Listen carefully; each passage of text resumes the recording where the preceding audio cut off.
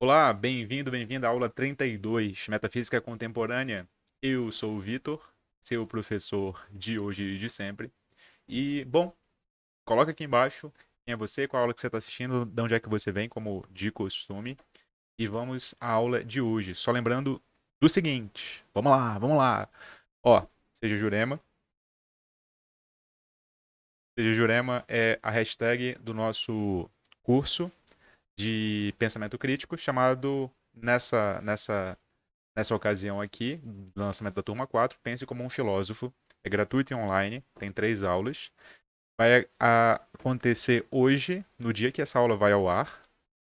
E, bom, para quem se interessa por organizar seus pensamentos, para quem se interessa por argumentar melhor, e para quem se interessa por expressar seus pensamentos, bom, aqui no curso gratuito você aprende o que os filósofos pensaram. Para você que quer pensar por conta própria, o curso é para você. Então o link está aqui embaixo, no primeiro comentário. Se você estiver interessado, se inscreve, que não vai ficar disponível para sempre não, tá bom? É isso. O sumário da aula de hoje vai ser o seguinte. Quero falar sobre 3 momentos aqui. Quero falar em 3 momentos sobre metafísica contemporânea, melhor dizendo. Primeiro momento, vamos falar sobre a ideia de contemporaneidade. No segundo momento, eu quero falar sobre os ataques contemporâneos à metafísica. E no terceiro momento, eu quero dar um vislumbre para você de como a metafísica é investigada pelos filósofos hoje. Vamos nessa? Primeiro momento, então, é o de ideia de contemporaneidade. Eu quero que você percorra esse raciocínio em 4 etapas. Eu quero que você pense comigo na crise do pensamento moderno, no século XIX, na crítica à subjetividade, na ênfase na linguagem e na crítica ao antropocentrismo. Então vamos lá? Crítica ao pensamento moderno do século XX. Vitor, o que é pensamento moderno? Século XX não, século XIX. Pensamento moderno, nas palavras de um filósofo que eu adoto sempre para introduzir o pensamento filosófico, Danilo Marcondes, é o seguinte: presta atenção. Busca da fundamentação, da possibilidade do conhecimento. Lembra aí do Hume, do Kant, do Descartes? E das teorias científicas na análise da subjetividade.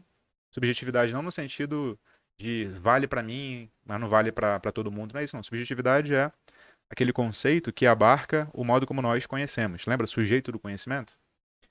Do indivíduo considerado como um sujeito pensante, como dotado de uma mente ou consciência caracterizada por uma determinada estrutura cognitiva, bem como por uma capacidade de ter experiências empíricas sobre o real, tal como encontramos no racionalismo, no empirismo, embora em diferentes visões.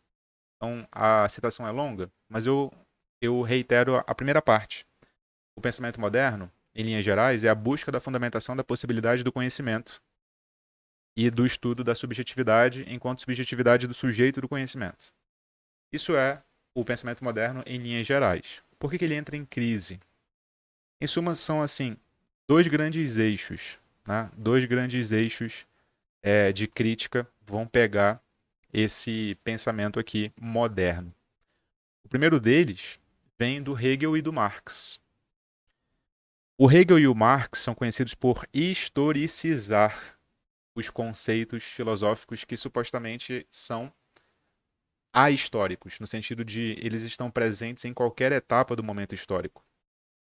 O Hegel e o Marx são filósofos conhecidos por dizer ou por defender a inevitabilidade de considerar os conceitos na história, nas etapas históricas em que eles são produzidos. O Hegel, por uma pegada mais idealista, o Marx com uma pegada mais materialista. A ênfase do Marx é muito mais nas relações sociais de produção e, portanto, nas relações econômicas que o Hegel.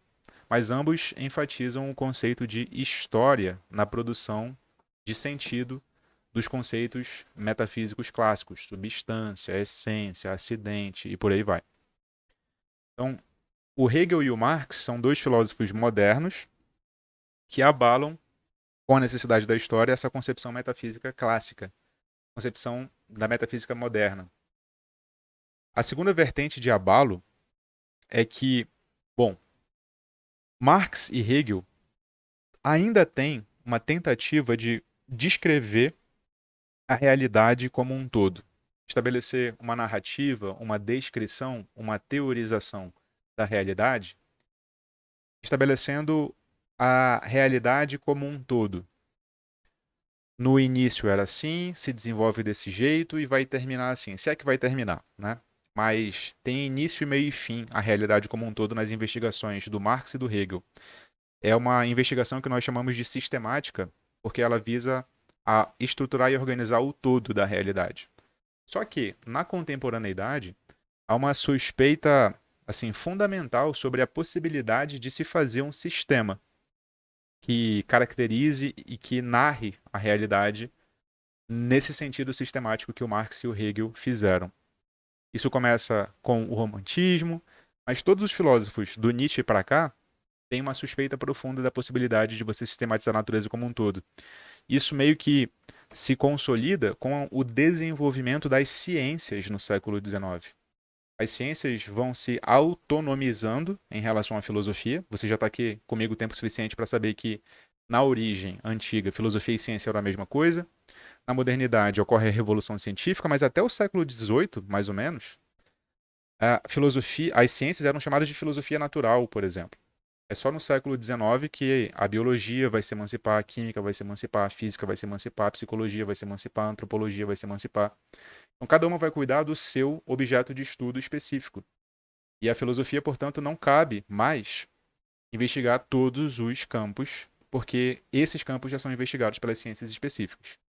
Então, bom, a crise do pensamento moderno como um todo é abalada pela necessidade da história e pela incapacidade da filosofia de dar conta do todo.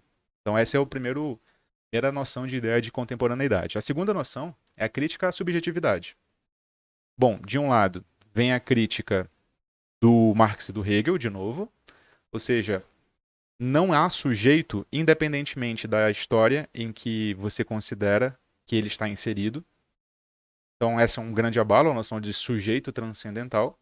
E o outro abalo é a noção de que, composta ali pelo, pelo Kant de início e depois pelos filósofos que vêm depois, principalmente da tradição analítica, é que não dá para você estudar a relação entre o sujeito do conhecimento e o objeto do conhecimento, entre aquilo que está na mente, a representação, e aquilo que existe na realidade, se você não estudar antes a linguagem que você descreve essa relação.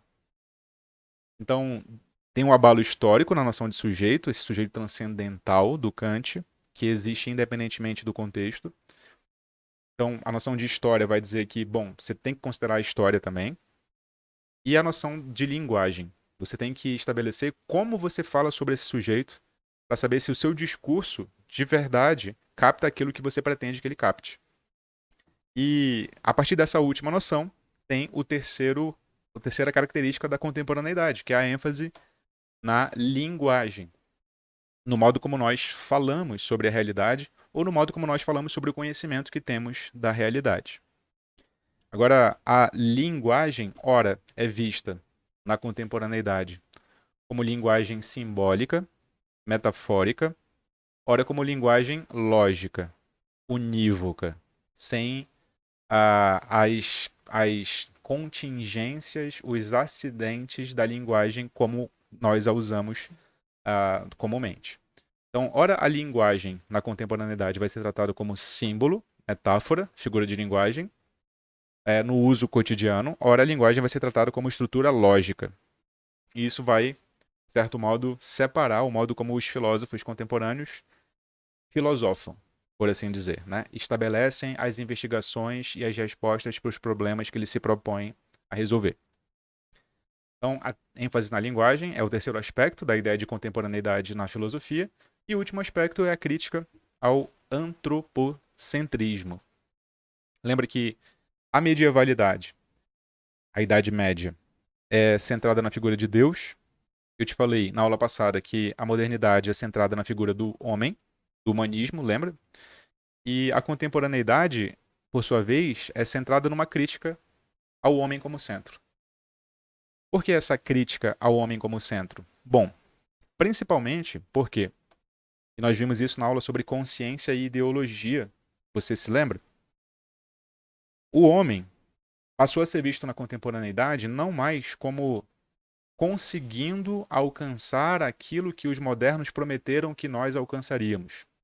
Ou seja, o homem foi visto na sua capacidade de conhecimento como sendo constituído de uma limitação estrutural, ou seja, o homem não conhece tudo aquilo que pretende porque a sua consciência não é só algo que esteja totalmente claro. Parte do que é o homem, esse sujeito que conhece, também é formado de inconsciente e que, portanto, não está acessível, mas mesmo assim o influencia. Eu estou falando aqui da noção de inconsciente da psicanálise do Freud, por exemplo. Esse é um abalo à noção de antropocentrismo. Outro abalo à noção de antropocentrismo é a ideia de que o homem não é um ser apartado dos animais. O homem é um animal como outro qualquer e também é influenciado por aspectos físico, químico, biológicos. O homem faz parte de um processo evolutivo. Tem um corpo e esse corpo influencia no seu conhecimento. A ideia do Charles Darwin, a ideia de evolução. Então essas duas ideias, elas meio que abalam a noção de que o homem é esse quase anjo que tem um corpo, que pode conhecer a realidade, cuja racionalidade tem poderes de corresponder à realidade como ela é, sem nenhuma influência, ou com pouca influência, caso ele a exercite o suficiente. Essa crítica ao antropocentrismo também faz parte da contemporaneidade. Certo? Então, ó, só para enumerar aqui essa primeira parte da aula. Crítica ao antropocentrismo, ênfase na linguagem, ora lógica, ora simbólica, no sentido metafórico, de figura de linguagem do uso cotidiano. Crítica à subjetividade, pela perspectiva da história, de um lado, e pela perspectiva da linguagem de outro. E a crise do pensamento moderno como um todo, que é a dúvida de que as investigações sobre o conhecimento são de fato tal qual elas foram consideradas anteriormente, ou seja, que elas são possíveis. É possível falar sobre o conhecimento de verdade sem que você antes analise aspectos outros, como a linguagem, como a história, como as condições econômicas, como as relações de poder. Então, a contemporaneidade é uma idade da suspeita das pretensões da modernidade, que por sua vez era também uma crítica à medievalidade. Então, a contemporaneidade é essa salada que pode ser resumida nesses 4 pontos, de uma perspectiva que eu assumi aqui, metodológica, que é seguir a perspectiva do Danilo Marcondes, lá no livro Iniciação ao Estudo da História da Filosofia. Certo? Então, essa é a primeira parte da aula. É nesse contexto que nós vamos analisar a metafísica contemporânea. A metafísica contemporânea ela é muito estudada desde a perspectiva dos ataques à noção clássica de metafísica. Então, é muito comum a ideia de que a metafísica morreu na contemporaneidade. Vamos analisar essa perspectiva sobre a metafísica, pegando aqui, ó, deixa eu ver, 4 momentos, 4 grandes nomes que costumam ser citados, tá? Um deles é o Nietzsche, outro deles é o Heidegger, outro deles é, na verdade, um conjunto de filósofos chamados de Círculo de Viena ou Positivismo Lógico. E por fim, vamos pegar o Wittgenstein, tá? Então, cada um deles ataca o que eles chamam de metafísica, mas isso não significa que eles concordam nas premissas. Ou seja, eles atacam a metafísica, ora entendendo como metafísica é uma coisa diferente do que os outros defendem, ora utilizando instrumentos e armas diferentes também. O Nietzsche e o Heidegger se parecem, mas são diferentes entre si, mas são mais parecidos do que o Círculo de Viena e o Wittgenstein se parecem, mas também divergem entre si. Eu peguei esses 4 porque eles são grandes fundadores das filosofias que se fazem hoje. Costuma-se dividir a filosofia. Eu falei sobre isso na aula sobre Introdução à Filosofia Contemporânea, lá do curso de História da Filosofia. Vai aparecer aqui em algum local. Os historiadores dividem a filosofia contemporânea em filosofia analítica e filosofia continental. É claro, essa é uma perspectiva eurocêntrica, né, ocidental, porque filosofia analítica ela corresponde à Grã-Bretanha, e Estados Unidos, mas se estende aos países de língua inglesa, né? E a filosofia continental é a parte da Europa que não é a ilha é a Grã-Bretanha, né? O continente, França, Alemanha, principalmente. Então, os analíticos são muito mais lógicos, influenciados pelo Wittgenstein e pelo Círculo de Viena, por exemplo. E os continentais são muito mais figurativos, metafóricos, literários, influenciados pelo Heidegger e pelo Nietzsche. Tá? Então vou pegar esses quatro aqui como representantes da contemporaneidade, porque a contemporaneidade é uma salada, nós ainda estamos vivendo nela. Então é sempre mais difícil você falar sobre o presente do que sobre o passado, porque sobre o passado há muito mais literatura e muito mais consenso sobre como falar do que sobre como o presente. Mas, bom, estou assumindo aqui um risco metodológico e estou deixando claro para você, tá bom? Então o que é o Nietzsche no seu ataque à metafísica? O Nietzsche considera que metafísica, vamos lá, em termos muito simples, é igual a, anota isso, duplicação de mundos. A metafísica é, na verdade, o platonismo. Não o que o Platão disse, na verdade, porque o que o Platão diz é muito mais complexo que isso.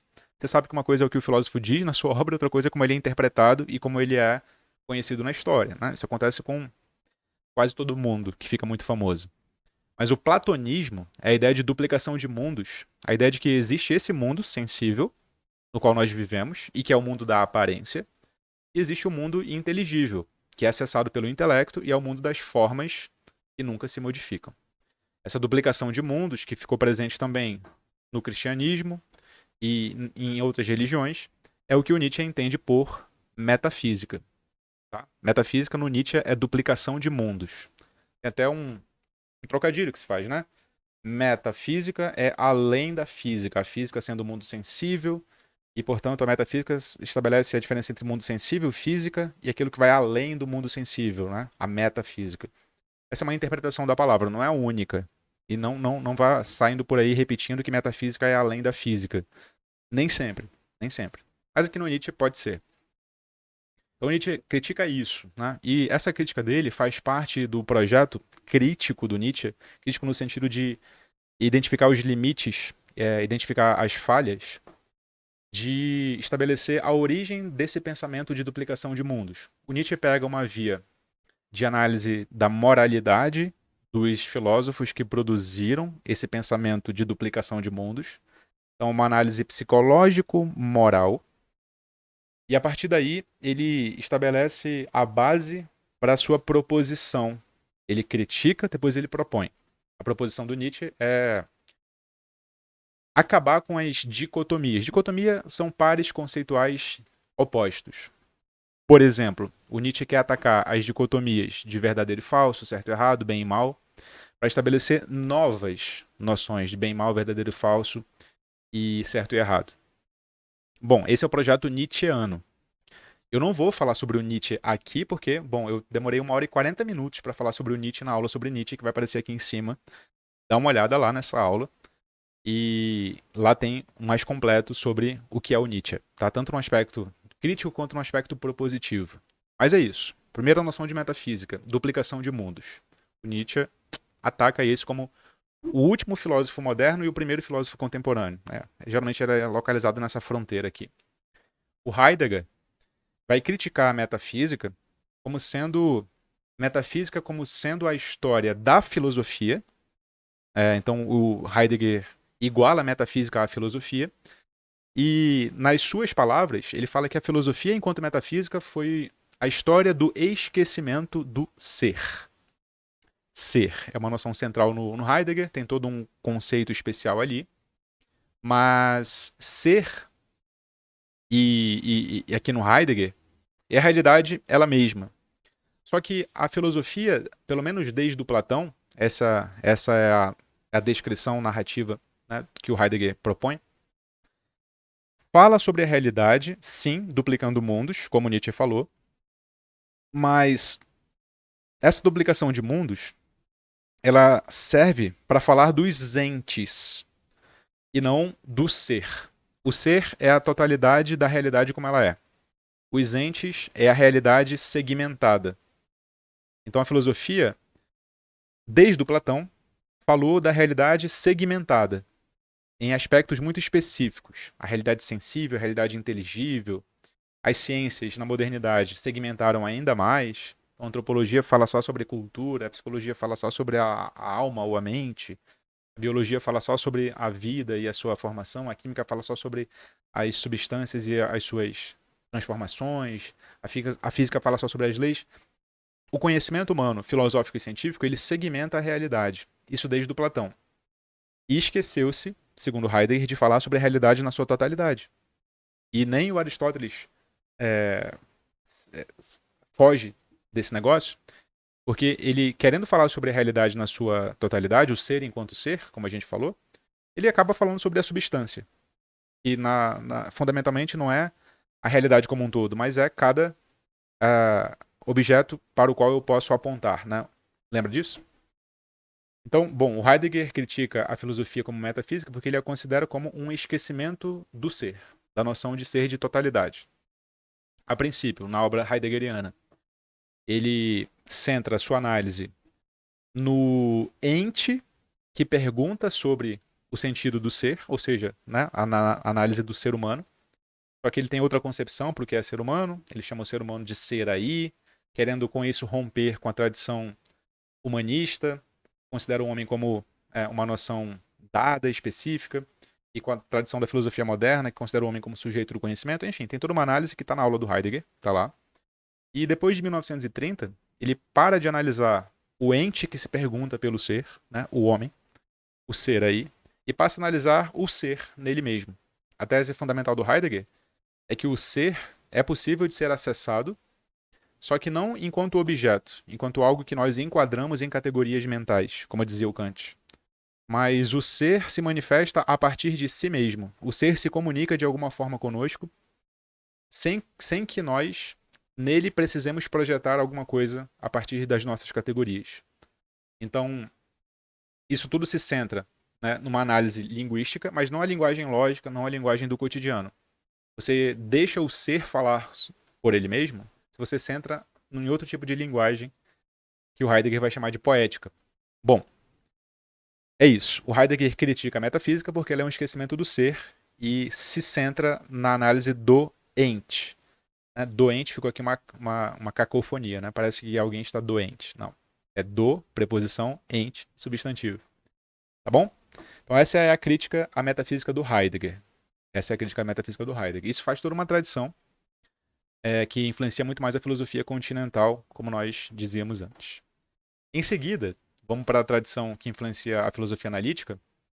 Na mesma época que o Heidegger está vivendo, tem uma série de filósofos localizados em Viena que são conhecidos por basicamente dois nomes. O Círculo de Viena, né? Filósofos ali, Rudolf Carnap, o Schlick e mais outros.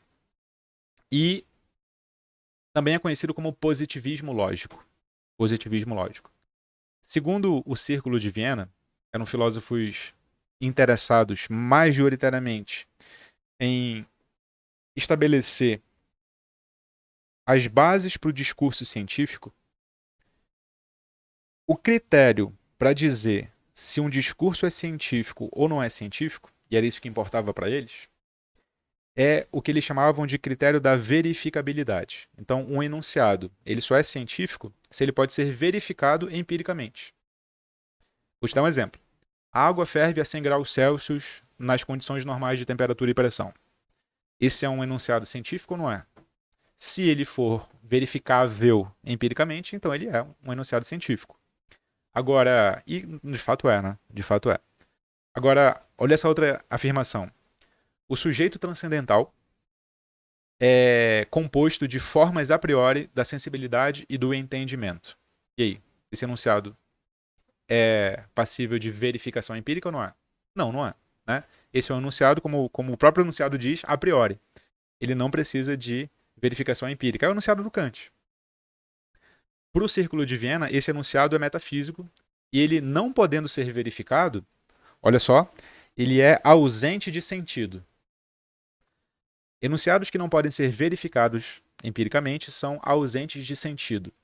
Essa é uma defesa do Círculo de Viena. E tudo aquilo que é ausente de sentido, na verdade, não é um problema. é um pseudo-problema. Pseudo é falso, né? É um pseudo-problema. A metafísica, portanto, ela enuncia aquilo que não pode ser verificado empiricamente, mas isso não é um problema. Por quê? Porque aquilo que não pode ser verificado empiricamente não é dotado de sentido. E aquilo que não é dotado de sentido não pode ser resolvido. Portanto, abandonemos a metafísica, fiquemos só com a ciência, e o papel da filosofia agora é clarificar a linguagem da ciência. É isso que é o papel da filosofia enquanto clarificadora da ciência. E aí, os positivistas lógicos são vienenses, europeus, portanto, mas por perseguição política, eles eram de origem judaica, eles todos migram para os Estados Unidos, década de 30, mais ou menos.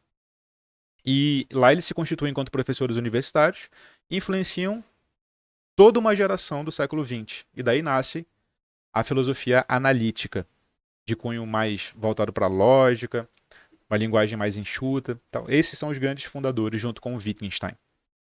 Então, entende o que eles estão considerando como metafísica? Metafísica aqui para o Círculo de Viena é um discurso com enunciados que não podem ser verificados empiricamente. Eles atacam essa noção.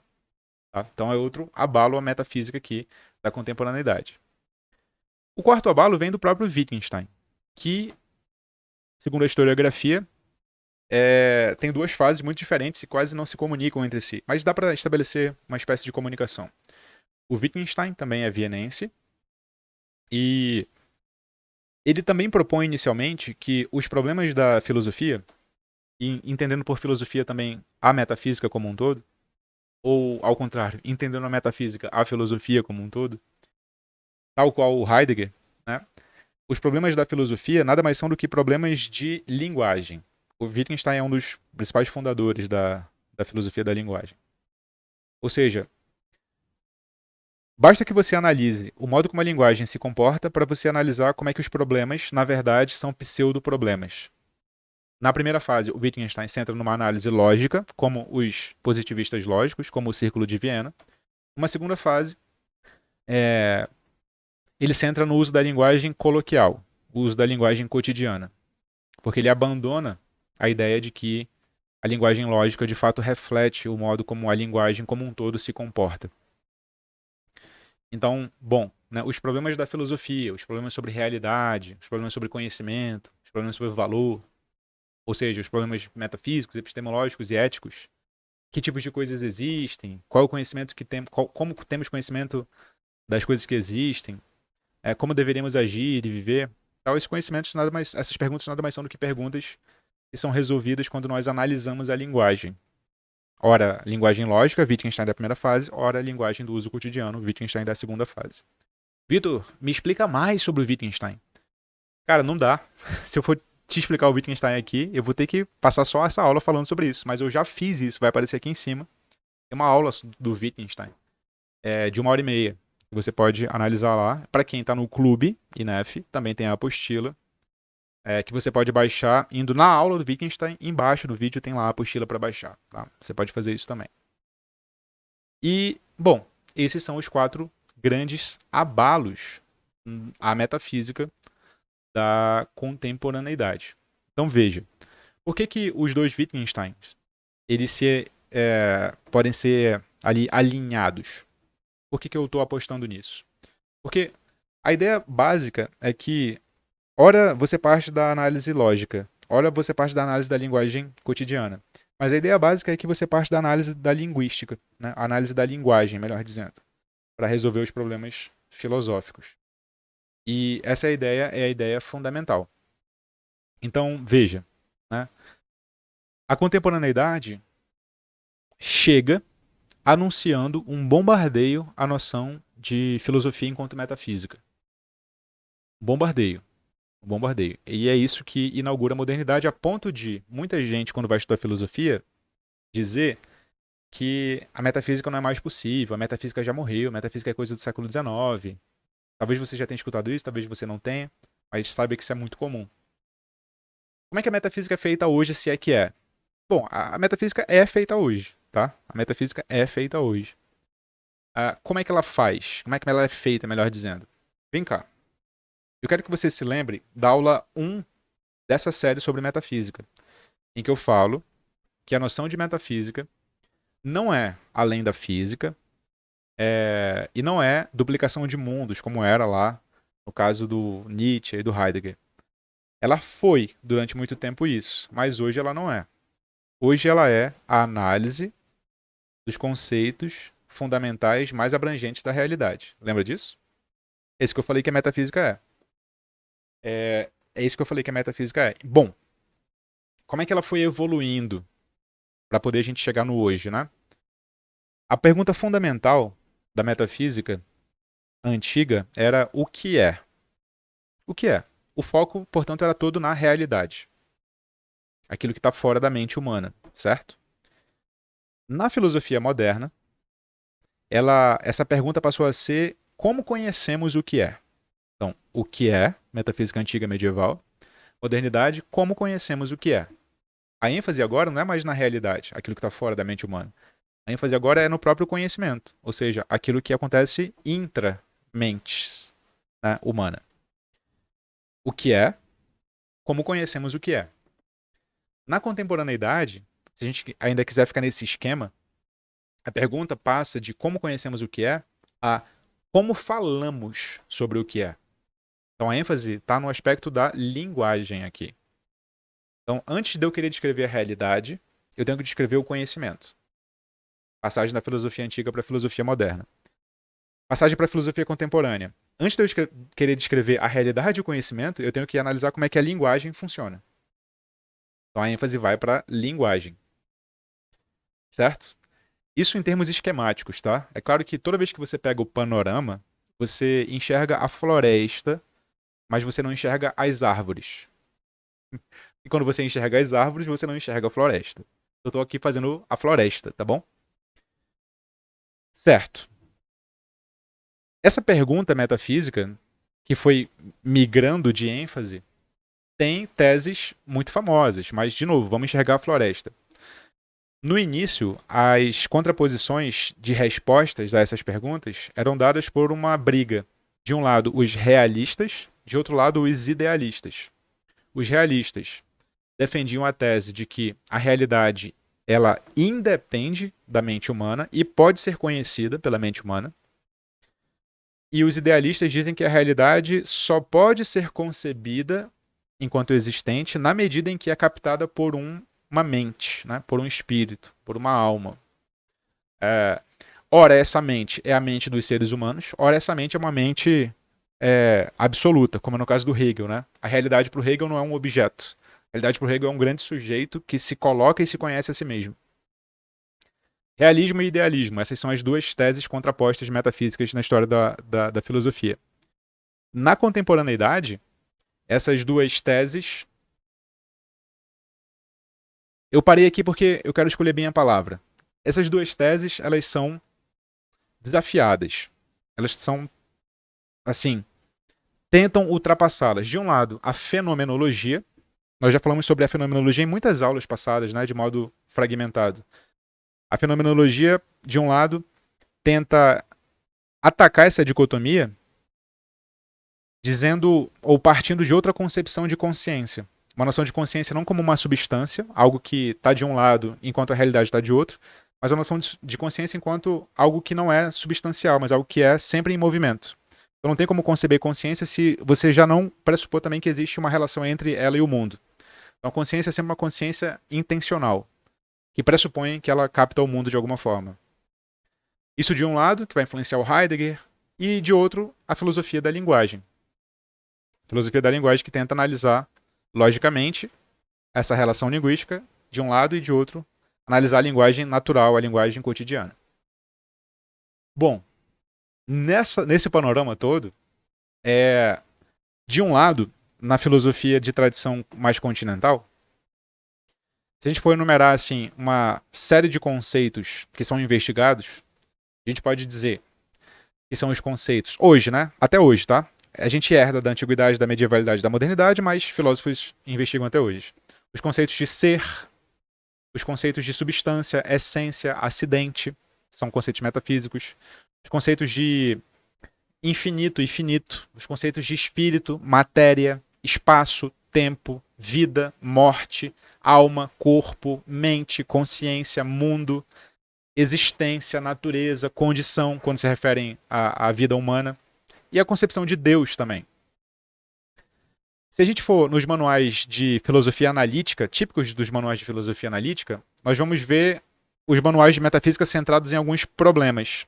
Por exemplo, como conceber os universais e os objetos abstratos, como conceber a natureza mais básica da realidade, de modo fisicalista, naturalista, ou de modo não fisicalista e naturalista. Como descrever a mente humana, dependendo do cérebro ou não dependendo do cérebro? Como descrever exatamente a constituição material da realidade?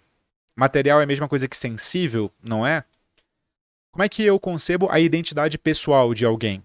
Como é que eu sei que alguém é a mesma pessoa da infância, na adolescência, na vida adulta e na velhice? É a mesma pessoa ou não tem identidade? É a noção de livre-arbítrio, o mundo é determinado ou não é? E a noção de Deus. Qual é a noção de Deus mais adequada? Qual delas existe? Qual delas não existe?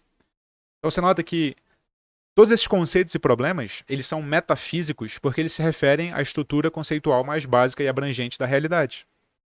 Então isso é metafísica hoje. Na bibliografia do pessoal do Clube NEF, eu coloco lá os livros, todos que eu cito aqui, a bibliografia está bem grande, para onde você pode ir, caso queira se especializar nesses conceitos mais básicos, tá bom? É isso. Eu quero fazer um resumo agora. Então vamos lá. Na aula de hoje você aprendeu o seguinte. Nós começamos falando sobre a ideia de contemporaneidade. E na ideia de contemporaneidade, eu te apresentei 4 grandes aspectos. Vamos ver se você se lembra. O primeiro deles era a crise do pensamento moderno, centrado na figura dos conceitos de subjetividade, indivíduo, homem. Isso é em crise, isso entra em crise no final do século XIX e início do XX, e isso inaugura a filosofia contemporânea. A crítica à subjetividade é o segundo aspecto, que é essa noção de que é possível conceber um sujeito do conhecimento transcendente, ou transcendental, como dizia o Kant. Essa crítica vem pela via da história. Não é possível conceber um sujeito que conhece sem localizar ele no tempo. E essa crítica vem também pela noção de linguagem. A noção de linguagem é o terceiro aspecto da contemporaneidade.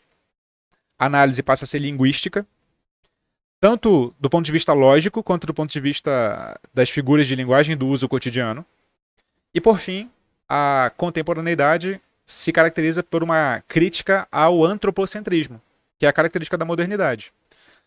3 grandes conceitos são modernos, né? Indivíduo, homem e sujeito.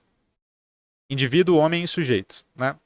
Bom, sobre esses conceitos nós já falamos em aulas anteriores, eu só estou resumindo aqui. E essa é a ideia de contemporaneidade, a ideia na qual a gente vive hoje, né? Em seguida eu parti para os ataques à metafísica. Falei sobre o ataque do Nietzsche contra a metafísica enquanto duplicação de mundo. Em seguida eu falei sobre o Heidegger, do ataque à metafísica enquanto esquecimento do ser. Em seguida eu falei sobre o Círculo de Viena, do ataque à metafísica como sendo composta daqueles enunciados sem possibilidade de verificação empírica.